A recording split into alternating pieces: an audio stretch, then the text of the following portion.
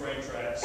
The second platform that serves commuter rail and high-speed rail that can continue north, continue east, and that all fits within that existing 120-foot right-of-way that's right behind us out here. So we're trying not to mess with that from a cost standpoint if we can in terms of initial service. Go back one to the schedule.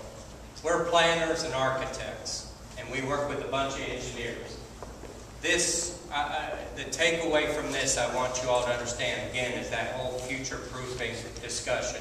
Engineers are all about ground truthing. They want to prove it on the ground, help me understand it. So we had our engineers, our system and operations engineers up in our Northeast office run that schedule. So I hope you all understand that we figured out how those trains come in and come out of that station, and we feel very confident that what we can do up on that guideway between the two walls are good through 2035. Now we're going to say, what if we did better? What if Oklahoma City and this region did better from a rail standpoint? And we'll go from there. Right? This is that same diagram, but the numbers have changed. Now we're looking at peak 30 minutes headway, so we've doubled the number of trains that are going to come through this facility. And that's where that schedule starts to fall apart. If you get that many trains, we can no longer accommodate it on two platforms. So what we've done here is we've added a third platform, and then we've also shifted the Evan to Norman line from the second platform over to that Amtrak platform. It basically essentially sits there empty most of the day. It's available for use. So with some minor modifications, we can move that service out of the way, which frees up the second platform quite a bit. And then we move to the third platform, anything that's heading east. So that would be the commuter rail line and the Norman to Midwest City line would move over to that third platform.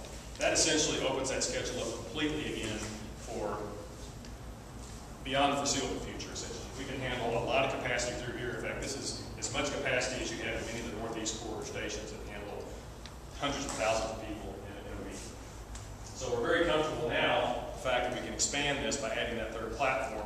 So we also have to go look back and look now at what the third platform does. So we go from this, within that 120-foot existing structure, to adding two more lines on the third platform with an additional need of about 60 feet beyond that existing guideway structure that's out there, moving it to the east.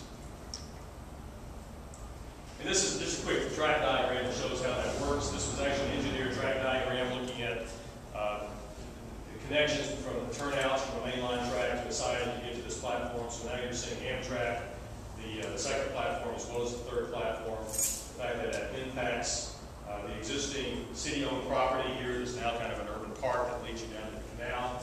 It's also going to impact the bridge, which has to be widened over here. It will eventually be the boulevard. So that boulevard has to be designed to allow a wider railroad bridge at some point in the future. And then obviously we have some property impacts over here at the city-owned parking lot that have to be preserved. So what's circled here is just acknowledging the fact that we need to make sure that city planning and others are aware that we need to have that right-of-way preservation through this area to allow that to happen at some point in the future. We don't want to preclude it from happening.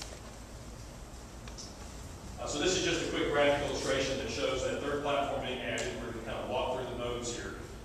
The teal line again is Amtrak.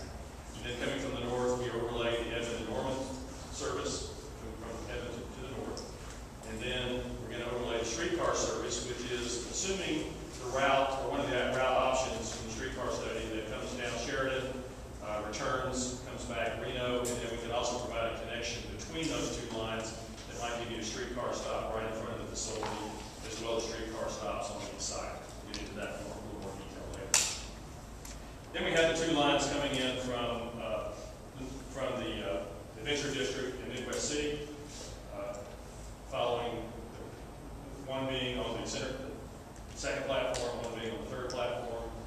Then we have the Edmond to Midwest City service coming in. In this case, we have to reverse direction, which is one reason we needed to get a couple of those lines off of that center platform. It takes a little longer to take a train in reverse direction. So we're coming in from Edmond, we're going to stop here, pick up passengers, and then move on directly to the Midwest City from there. And then we're now also showing the addition of the streetcar line. And this could be one line of a general light rail line. One line of a general light rail network, but we're really looking at Gaylord in this area as being a transit street. So we're putting streetcars on the street, we're potentially putting light rail on the outside line of that street with a stop essentially again at the front door of this terminal. high-speed rail coming in, using that same track and that third platform. The lines that aren't colored at this point are the ones that would be coming from the north. They would use the other side of the platform, coming from the south. So let's call timeout. Let's go back one now. Timeout. Does that make sense? I mean, I know that's a lot of dry train schedules and commuter rail and all that. We're doing a little bit of system planning here that's probably a little bit beyond our scope, but the reality is you need to think about that happening to make sure that hub is big enough at both the rail yard side and the street side to accommodate what we think we might need. Does anybody have any questions about that or comments before we plow on through? Yes, sir.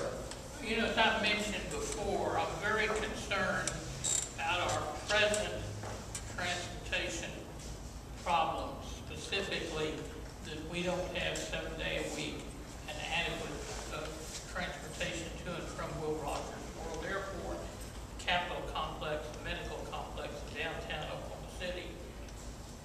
I don't have a problem with what you're showing up here as long as it relates and the people that have to act on it, you know, down on North Walker are impressed with the fact that we need to take certain important segments of that and act on it now, but it will fit in. But, you know, 30 or 40 years ago, it may be too late to think about providing transportation to Will Rogers or the Health Sciences Center or the Capitol or downtown Oklahoma City. So I think it's important that it be shown how we can start implementing that now. And I'm not talking about 5 or 10 years ago. From now, I'm talking about, you know, this year, next year, to save what we need to do. Well, I appreciate those comments. Let me respond to them for a second. A couple things. One, this light rail line in our plan turns and heads on out to Will Rogers Airport. So that's one way to get to Will Rogers. One of these commuter lines, actually, there's another way to get to Will Rogers via commuter rail. The streetcar committee, the AA steering committee that's in action right now and is wrapping up their work, they're talking about a streetcar system that goes to the Health Science Center and maybe eventually even going all the way up to the Capitol and then coming back through downtown. So and then I think ACOG in their long-range plan is talking about doing the studies and background work that is required to start planning those commuter rails now. I mean, it's not like they're talking about it 5 years from now doing the study. They're going to get started real soon. So I appreciate what you said because you're preaching system and we are all about thinking about a system and how it all works together. So I think you're right on target, and I would tell you, I think this region is doing exactly what you're advocating that they do.